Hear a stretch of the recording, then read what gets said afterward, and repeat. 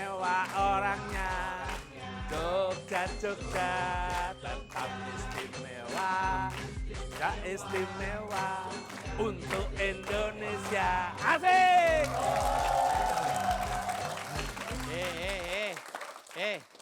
Kok seneng-seneng tuh ada apa toh? Hah? Kok pakaimu jadi penyanyi atau gimana? Loh, saya warga Jogja ya bangga punya majikan aslinya melarat tapi bikin rumah dadaan kayak gini. Ada. Ini masalah relasi. Tahu saya- relasi? Saya heran loh. Hubungan loh. Lihat ah. Emang Ndoro ini sudah punya obyekan baru jadi staf khusus apa gimana? Hush. Lah Lah kok kamu berat? nyanyi-nyanyi apa? Apa? Nyanyi-nyanyi tadi ngapain? Bangga jadi orang Jogja. Rada merdu sedikit jadi presiden nanti kamu. Hati-hati, nyanyi sekarang aja mesti hati-hati ya. Gimana? Bikin lagu untuk menyemangati para atlet. Oh iya, harus ya. Tapi kan hasilnya, ya kan? Tuh, Ndoro. relasi ya. Saya usul. Apa? Kalau rumah baru gini, mbok nanti diresmikan dengan ngundang menteri. Wah, baru. Menteri apa? Menteri apa kira-kira ya? Menteri Usul. tenaga kerja. Pas. Pas. Nggak boleh ya, Ndoro? Nggak boleh. Maksudnya kalau ada ngundang menteri kan asik, Ndoro. Asik. Kalau Asiknya? kalau ada apa-apa, Ndoro tinggal nyokot menteri. Oh, enggak tahu saya. Saya enggak tahu itu. Itu perintah Pak Menteri. Saya enggak kenal. Saya enggak kenal. Joko Endo. Ya, betul. Ini Ndoro, ini barang-barang Ini apa pindahan. ini? Ya, Apa? Dijamin tidak ada duren. Masuk duren masuk segini tempatnya nggak cukup. Duren kan duda keren. Ya. Aduh, bayangkan Ndoro. Hidup di Jakarta ini macet dan ruwet, Ndoro. Kok ya nggak kapok-kapok tinggal di ibu kota. Ndoro enggak ini tahu ya. Hah? Enggak tahu ya. Kenapa?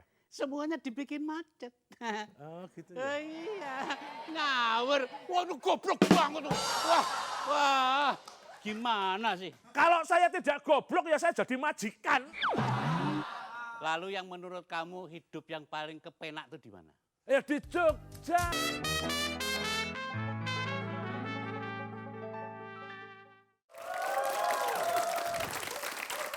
Ini ngomong-ngomong masalah istimewa ini ya. Ya. Itu yang membuat Yogyakarta itu istimewa ini menurut kamu, ya kan? Karena kita jarang mendengar suara orang kecil kan Pak ya? Iya. Ya. Itu menurut kamu itu yang bikin dia istimewa itu apa? Makanannya, penduduknya, atau kotanya? Menurut kamu gimana? Wah, ya banyak sekali keistimewaannya. Misal. Jogja itu dikenal sebagai kota yang lemah lembut. Wish. Ibarat manusia Jogja itu lembut seperti perempuan. Wih, Unsur keibuannya itu banyak. keibuan. Iya, misalnya ya Jogja itu disebut kota budaya. Oh, Bu. Bu, nggak Nggak ada ada. sebutan kota Pak Daya, nggak ada. Ada, ya. Lalu kampungnya aja Bumijo. Oh. Nggak ada. Enggak Di ada Pak Jogja Demijo, Pak Demijo enggak nggak ada. ada. Kang Mijo juga nggak ada. Ya. Di Jogja juga punya kampung, jalan namanya Jalan Bugisan. Oh. Bugisan. Bukan Pak Gisan, nggak ada. Makanya lembut, seperti bubur. Ya. Ya tapi kan itu cuma ya gimana? Apa cuma itu keistimewaannya? Kalau sejarah kan kita sudah bilang tadi ya. Ya. Peranannya ketika membantu Ya, jelas. Republik Indonesia yang baru berdiri. Ya. Ya kan? Sultan yang memberi dana untuk menggaji para pegawai. Oh gitu. Yang terpenting itu langsung satu-satunya negara di Indonesia yang menyatakan pro Republik. Ya, betul. Satu. Cuma negara Jogja. Jogja negara tadi. Loh, dia negara. Sampaian kalau mau ke Jogja bawa paspor dong. Ya. Jadi dari pendapatan misalnya belum ada, pajak saat itu belum ada ya. Jadi gaji-gaji pegawai itu memang yang disampaikan oleh Sri Sultan itu ya. Oh iya. Waduh. Lalu Bung Karno pasti inget ya, jas merah. Oh. Jangan sekali-sekali melupakan sejarah. Loh kan? Ya. Dia juga begitu ya. Bapaknya, mbahnya ya pembantu. Jadi ya tetap nggak melupakan sejarah. Nah, ini turunan ya toh. Ya, Tapi gitu. yang berkuasa sekarang ini bukan lagi jas merah, Ndoro. Apa? Jas biru. Oh, lupa. Oh, iya. Ada artinya itu. Apa jas biru? Jangan suka bingung rakyat mulu. Oh. Jas biru. Kagem ini Pak Agusti. Jadi kalau supaya rakyat Jogja itu tidak bingung ya, apa yang dilakukan pemerintah Yogyakarta dalam hal ini untuk masalah itu? Via keraton menghadapi RUU ini bagaimana? Kira-kira itu apa yang harus kami tahu itu tentang itu? Kalau dari pihak keraton sendiri sebetulnya sudah sejak awal menyerahkan kepada pemerintah dan rakyat daerah istimewa Yogyakarta sendiri. Oh, Nah, itu dari pembahasan antara pemerintah dan DPR itu adalah produk-produk hukum yang harus ditaati bersama. Namun ya penyusun produk-produk hukum itu jangan melupakan rakyat Ngayotjo gitu loh. malah hampir melakukan referendum ya katanya. Nah Ya. itu Tapi kan perkaranya bukan hanya soal penetapan dan pemilihan saja. toh. bukan hanya penetapan. Apa dan saja itu toh, pemilihan, ya. sesungguhnya? Jadi sebetulnya di dalam kaitannya dengan rancangan undang-undang keistimewaan itu bukan hanya sekedar penetapan atau pemilihan sebagai unsur demokratisasi. Ya. Kita menyadari bahwa penetapan pun itu demokrasi. Iya. Asal itu menurut kehendak dari rakyat. Aspirasi. rakyat. Yang penting suara rakyat. Iya. Suara rakyat, suara Tuhan. Betul. Bahkan sekarang sudah suara rakyat Jogja sudah memutuskan untuk menetapkan. Apalagi kalau penjaringan Merisani kemarin tanggal 5 September kemarin pada waktu Sawalan itu luar biasa. Mutlak ya. Mutlak, iya. Apa yang tidak dengar ya orang Jakarta ya? Itu bukan kami yang merekayasa, itu Murni. langsung iya karena itu pendapat hasil keputusan DPRD tingkat 2 dan tingkat 1 dikukuhkan bersama-sama. Oh loh. gitu. Oh saya baru ngerti nih. Hanya orang Jogja yang ngerti bahasa Jawa, hanya orang Padang yang bisa ngerti bahasa Minang, hanya orang yang pandai merekayasa yang selalu curiga semuanya rekayasa. Nah, ini dah. Betul, Saudara. Saya tuh baca di koran. Katanya nih ya, dalam hal berdemokrasi, orang Jogja itu sudah sejak dari sononya, dari dulu kala itu demokrasi terus. Contoh dong. Makanya pesennya, kalau mau ngelatih berenang, jangan ngajari ikan untuk berenang.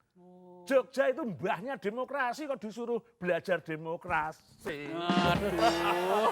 Ya.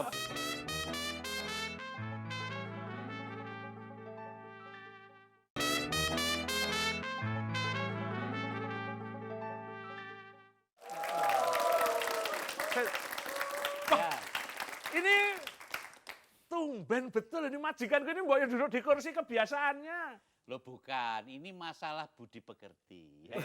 Iya betul, ini bukan masalah apa ya, namakan apa itu feodalisme. Kita tidak mengenal itu. Enggak mengenal. Tidak mengenal. Cuma antara budi pekerti dan ngeper itu batasnya tipis. Jadi ini tata santun, di mana keningratan itu sebetulnya kita tahu tatan papan. Sebetulnya kan begitu. Betul sekali. Betul loh, aku pinter. Pinter, loh. Mas. Ya, Itu tatanan budaya. betul. Dan itu kekhasan dari Jogja, Iya. menjunjung kebudayaan. Jadi istilah masalah kedudukan itu tidak nomor satu. Cuma kursi aja. Saya ngerti. Doro, Urusan. biasanya ya, yang rakos sama kursi ini damar bulan itu. Desa itu. Itu. Jadi begitu. Jadi cuma beda aja, bukan hanya orang kita harapkan itu jangan cuma makanannya ya, Ya, tapi juga orangnya gitu loh. Jadi menurut kamu gimana tuh? Gimana? orangnya. Orang Loh, Jogja orang itu. Jogja itu Ya. gampang dikenal, Andro. Gampang. Orang Jogja misalnya ada koran ini ya, koran. Kalau misalnya orang Jogja itu khas, begitu ada koran, tek set langsung di perempatan jalan. Koran Mas, koran. Gitu. Ya, Ya lah? Ya. Itu aktivitas produktif. Nah. Kalau orang Padang, orang Minang itu ada koran, set, digelar, tes, taruh barang. 5.000, ayo ambil 5.000. Gitu. Gitu bener. Koran loh, dari selembar koran. Aneh orang Ambon. Oh, korannya dilipat, set, jadikan topi, selap. Karena memang orang Ambon suka pakai topi. Oh, Glenn Fredly. Ya, betul. Ya. Kalau orang Jogja ini yang paling khas banget dari Jogja, begitu ada koran, digelar, set, duduk, lesehan. Oh. Keplek minum teh. Aduh. Ya. Jadi gak pernah rebutan kursi, wong senengnya lesehan.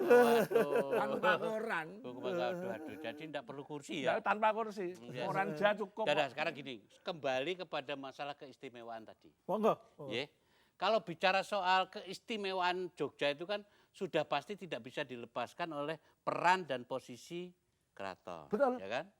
Apakah keraton sebagai pusat budaya ini Iya.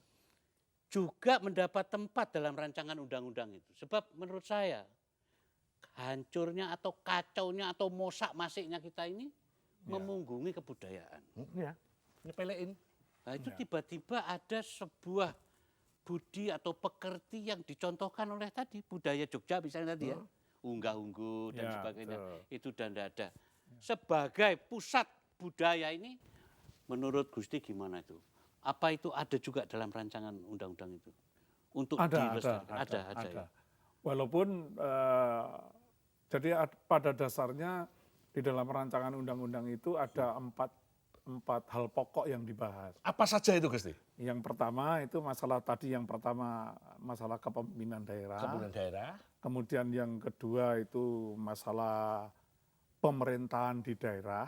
Ya. Pemerintahan di daerah misalnya sesuai dengan daerah otonom, tetapi sebagai daerah istimewa kan mempunyai fungsi-fungsi keistimewaannya apa. Ya. Sebagaimana daerah khusus itu daerah otonomnya begini, kekhususan di sana seperti ini. Ya. Nah ini istimewanya di Jogja itu apa? Masalah keistimewaan itu meninggalkan hakikat daripada asal-usul ini.